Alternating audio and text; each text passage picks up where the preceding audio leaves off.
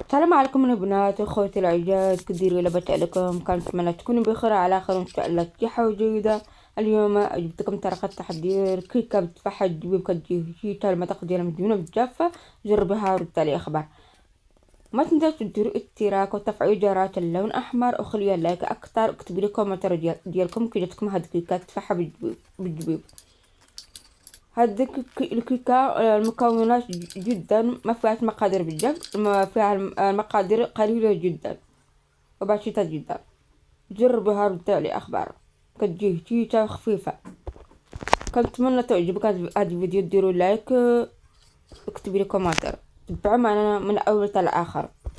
غادي نخليكم المقادير وطريقة تحضيره ان شاء الله. بسم الله. عندنا دانون او ياغوت، دانون فانون. نتوما اي دانون بغيتو، بنان، جيت نباتية، جوج كيسان ديال جيت الدقيق الابيض، عفوا، كأس الحليب، كأس كرتونة حسب الذوق ديالكم، قليل الزبيب، انا درت انا شويه، واحد التفاحة. نتوما التفاحة تحل بغيتيها وحدة ولا جوج، جوج البيضات، ملحة. البيض البنات على حسب، كاين حجم صغير وكاين حجم كبير. جوج خمرات الحلويات وواحد فاني. غنخليكم المقادير مكتوبة بالعربية. غادي نديرو الطريقة. بسم الله. اولا درنا جوج بيضات تود ملحة. غادي ناخذ جلافه كبيره، درنا جوج بيضات الملح كما قلت لكم، واحد فاني. غادي نطربها بيداويه او نتوما ديروا خليط كهربائيه بحال بحال. غادي نضيف كأس كرتونة، كأس كرت عفوا كأس زيت نباتيه، كأس حليب عادي. وغادي نطربها بيداويه كتلحن معنا التراب. غادي نضيف ياغوت او دانون فانون. نتوما كما قلت لكم اثني بغيتو دانون، انا كيعجبني بزاف ديال فانون. غادي نضيف جوج كيسان ديال الدقيق وجوج خمرات الحلويات، وغادي نطربها مزيان بهاد الطريقه. المهم البنات على حسب خليط، على حسب البيض كما قلت لكم. البيض واحد حجم صغير او حجم كبير. الا كان جوج بيضات صغيرين غادي ديري جوج كيس جوج كيسان ونص. الا كانت جوج بيضات كبار غادي ديري ثلاثة كيسان ديال الدقيق. صافي. انا درت انا جوج كيسان ونص. عندي علاش عندي انا جوج بيضات صغيرين، داك الشيء درت انا جوج كيسان ونص. على حسب خليط، حتى في كاس الحليب ودانون. المهم على حسب خليط. صافي طربناها مزيان. وغادي ناخذ الطاوه الدائريه وغادي ندهن بها الزبده بهاد الطريقه، كتلحد معنا التره.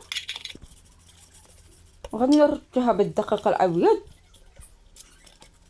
بهاد الطريقه، كتلحد معنا التره. تبعوا معنا من الاول حتى الاخر.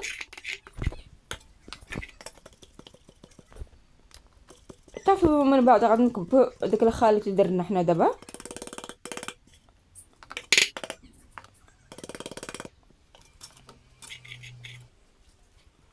غادي ندوزو اللي باقي هو الزبيب والتفاحة.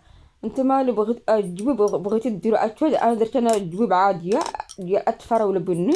الا بغيتو ديرو نتوما الزبيب ديال اسود ما تمشكل، قطعوها لحافق منه.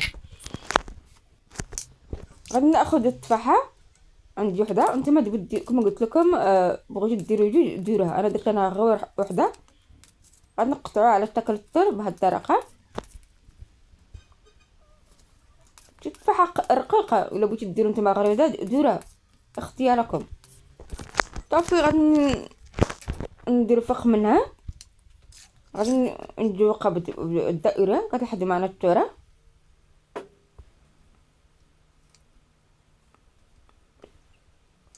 صافي. غادي نكملو داك اللي باقي التفاحة ونرجع معكم ان شاء الله. من بعد غادي نضيفو فوق من الزبيب بهاد الطريقة. صافي البنات. غادي ندخلها الفران نخلطها طبعا على خاطرها ونرجع معكم ان شاء الله. عفوا انا نسيت قلت لكم الفانو، النكهه ديال البرتقال درت فوق منها. الا ما عندك هادي ديري فانو، الا ما عندك ديري كرتونه بحال بحال. المهم الفران خليتها من 20 دقيقه حتى 25 دقيقه على حسب الفران ديالكم. صافي. من بعد خرجت من الفران. ها هي طابت كيكه، كتجي هشيشه خفيفه زوينه بزاف. المقادير ديالها بسيطه جدا. غنقطعوها من الداخل نوريكم من الداخل. نتوما من الاحسن خلا حتى تبرد على خاطرها عاد قطعوها. انا انا بغيتها نوريكم من الداخل كي غتجي فيها تفاحة والجبيب.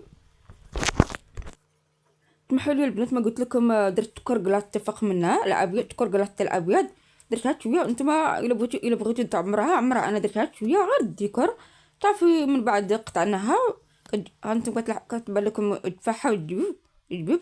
ديروا لايك وبتحاول الراحه. كنتمنى تعجبكم هذا الفيديو، ديروا لايك.